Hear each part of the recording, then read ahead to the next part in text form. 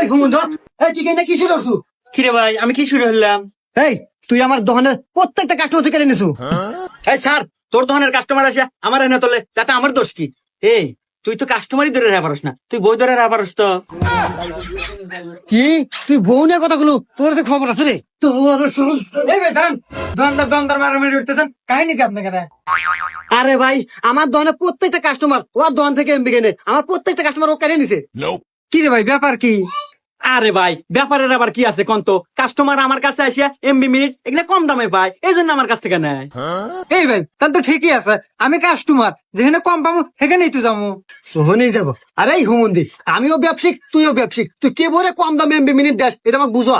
ওরে হুমুন্দি, আমার কাছে আছে হিমেল টেলিকম, যেটা পাওয়া যায় লেগা গুগল প্লে স্টোরে। ওখানে যায়া ওই অ্যাপসটি ডাউনলোড দিয়া ওখানে তোর যাবতীয় তথ্য দিয়ে ওখানে একটা অ্যাকাউন্ট খোলা লাগবে। তো যাই হোক বন্ধুরা, আমি অবশেষে বুঝতে পারছি যে এই একটা অ্যাপস দিয়ে সকল সিমে ইন্টারনেট, মিনিট এবং ব্যান্ডেল প্যাকে 10 টাকা থেকে 450 টাকা পর্যন্ত কমিশন পাওয়া যায়। শুধু তাই নয়, রিসার্চ কমিশনে প্রতি হাজারে 24 থেকে 40 টাকা পর্যন্ত কমিশন।